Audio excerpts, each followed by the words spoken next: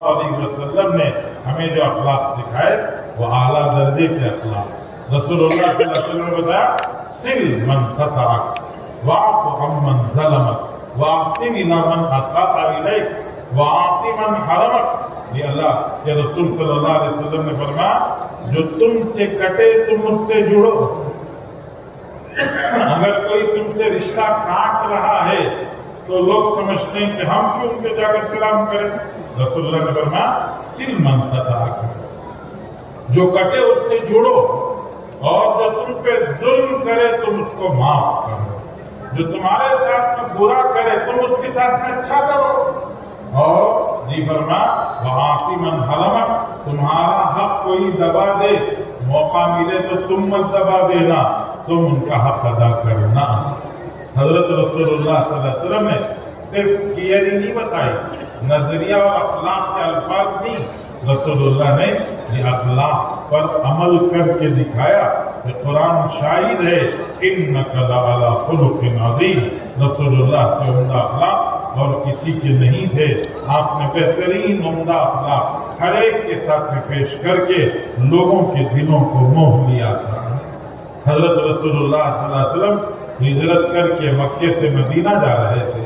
مدینہ جاتے ہوئے جن کے پاس چابی تھی عثمان ابن مظعون ان کو بلا کے کہا بھئی ذرا کھول لو میں نماز پڑھ کے 2 رکعت چلا جاؤں گا.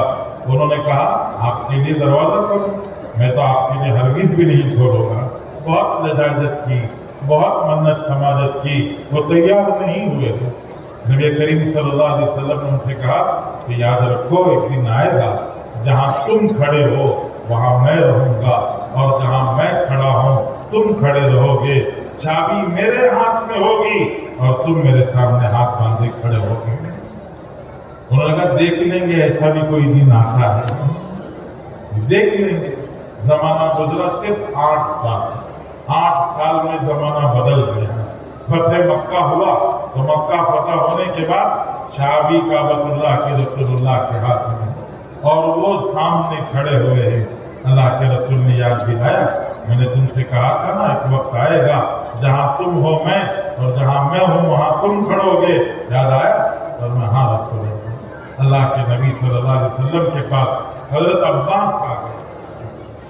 حضرت عباس نے کہا رسول اللہ ہمارے پاس سقایا ہے ہم زمزم پلاتے ہیں حجامہ کعبۃ اللہ کی حفاظت ہم کرتے ہیں یہ کلید برداری یہ بھی ہمیں دے دیجئے. حضور پاک صلی اللہ علیہ وسلم کو اللہ تعالیٰ نے قرآن پاک کی آیتوں کے ذریعے سے تلقین فرمایا. وَأَدُّوا الْأَمَانَاتِ إِلَىٰ أَهْلِهَا.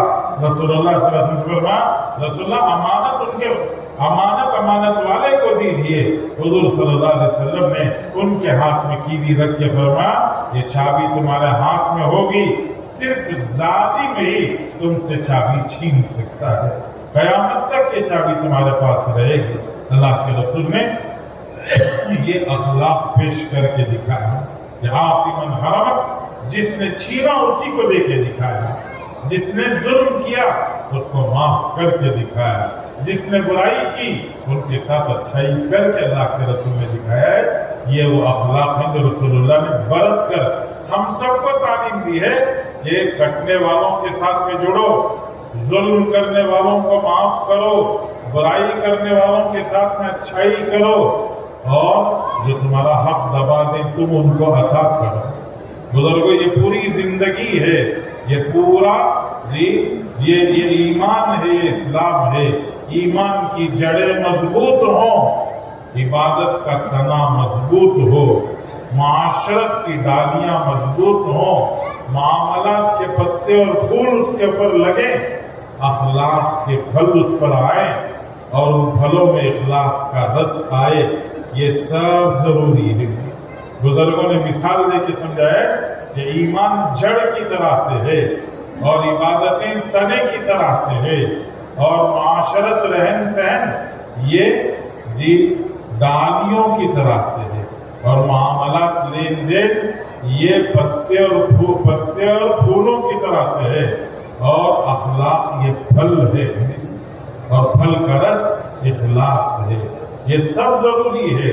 یہ سب کب آئے گا जब दरख्त की जड़ मजबूत रहेगी तो जड़ें मजबूत होंगी, तना मजबूत होगा, तना मजबूत होगा, डालियां निकलेंगी, ये डालियां फैलेंगी और उन डालियों पर, उन शाखों पर पत्ते भी आएंगे, फूल भी आएंगे और फिर उन्हीं दरख्तों पर फल भी लगेंगे, फलों में रस भी आएगा। लेकिन वो जब जड़ मजबूत हो, ईमान की जड़ मजबूत हो तो ये सब कुछ होगा। आज जरा हम अपने दिल पर हाथ रखकर सोच कर बोले, हमारे ईमान की जड़ मजबूत है या कमजोर है? अरे बोलो, मजबूत है कमजोर है? कमजोर हो गई।